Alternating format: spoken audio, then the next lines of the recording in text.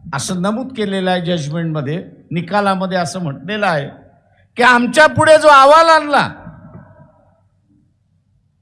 तो अशा पद्धतीने अहवाल आणला की मराठा वर्गामध्ये गरीबच नाही। अहवाल असा आणला की गरीबच नाही मराठा समाजामध्ये, सगळे श्रीमंत आहेत। आणि मग ते म्हटले, कोर्ट म्हणाला की श्रीमंत असेल तर मग ह्याला आरक्षणाची गरज काय।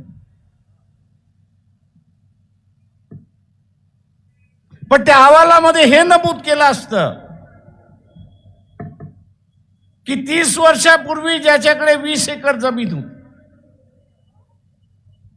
30 वर्षापूर्वी ज्याच्याकडे 30 एकर जमीन होती, आज कुटुंब विभक्त होऊन तो 2 एकराचा मालक झालेला आहे आणि म्हणून तो गरीब झालेला आहे, साधनहीन झालेला आहे। साधन नाही